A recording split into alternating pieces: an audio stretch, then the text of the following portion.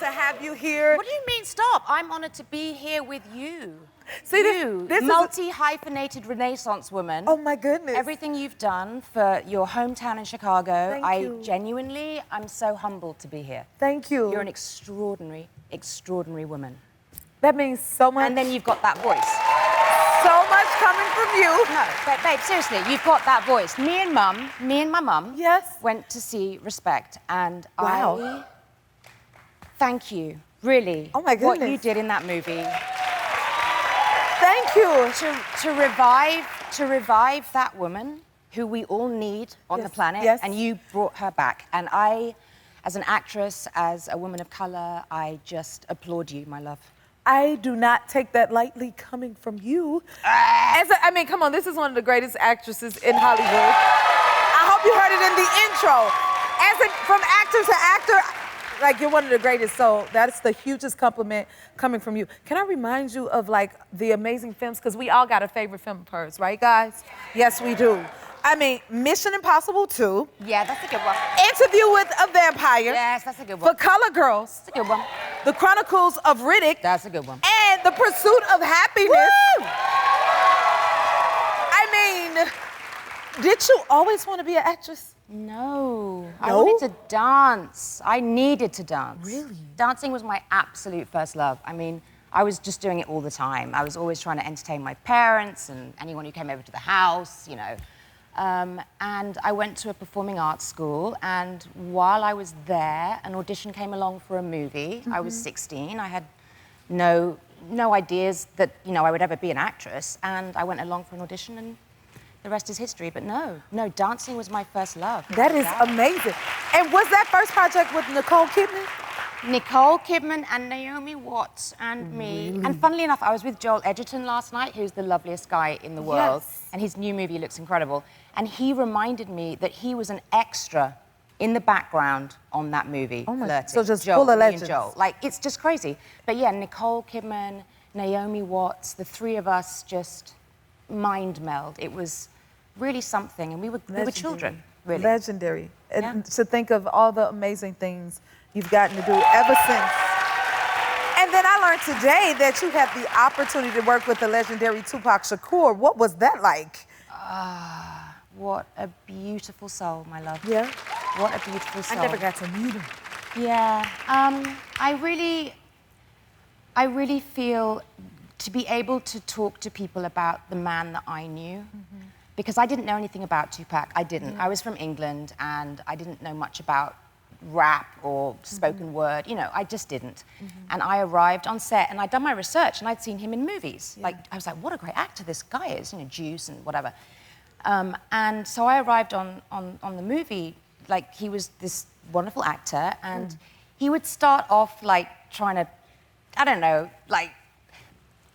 the way he perceived women, but I was just really like, hey, how you doing? And I think because I wasn't a sort of typical sort of stereotype, you just had to put the mask down. Yeah. And I remember, like, I would go in his trailer and hang out and tease him about his tattoos. Because I just didn't have any clue. And I'm like, what is that? Like, apparently it was a crucifix. And I'm like, it looks like a penis and balls. And, like, to Tupac, like, seriously. And he, like, I could tell at first he's, like, wanting to get really cross. And then he just laughed and laughed and laughed. And also just being in his presence and seeing the kind of person he was at such a young age. You got to know the person. Like 25 years old, and he would talk to his assistant about, okay, so we need to, you know, drop my cousin's allowance this month because she's back on drugs, so we really need to just make sure that, you know, she's not getting the money because she's going to use, and let's give more to Auntie so-and-so. And, like, every month he was looking after his family. and he's 25 years old. Wow. And I would just look at him and be like, geez, you've got so much responsibility, man. Yeah. You're looking after a whole extended family. Wow. And that's just not what people thought of him as. That's not how and the he world was perceived a him. beautiful, beautiful, caring poet. Wow. Not just his music, but, like, in talking. And Even when he spoke. yeah, and I remember it was me, Tim Roth, and Tupac playing this trio in this movie, Gridlocked. And we went out for a drink one night to a bar, and Tim and I sat, and he told us about being shot at close range and how it felt. for a lift door to elevator, we call them lifts in England, sorry, for an elevator door to open, and there's a man standing there, and he shoots at you 5 times, and you are hit. And Tim and I just sort of sat barely able to breathe, because this is a young man talking about nearly dying. So when they said that it happened again, you know, and it was just really hard, you know. Yeah, like, I understand. Because I heard him talk about how frightened he was. So I just knew that when it happened again, he must have been so frightened. Right. And I loved him. Wow. Thank you for sharing his legacy with us. It's an honor. Will you stick around for a little bit longer, I Tandy? would love to. All right, you don't want to miss any more with Thandiwe Newton. We'll be right back. We're back with Thandiwe Newton. Okay, look at you. This is hilarious. No, you don't understand, guys. This movie is so freaking funny. I'm funny in it. I can believe it. What was that like for you? Right?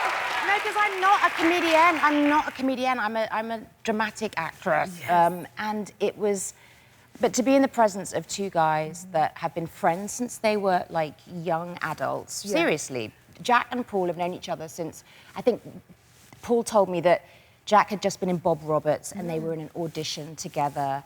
They're the only 2 in the, the lobby waiting room, and that Paul was a huge fan of Jack's. And this is like, 30 years later, here they are doing this buddy movie, and I swear to God, Laurel and Hardy, the most classic like duos of comedy. These guys are it, and the fact that they've loved each other so long is palpable. Yes, it is palpable. So just to be in their presence was like. And their improvisations were hilarious. Like you got to improvise. I did. Tell us more about your character. I had to.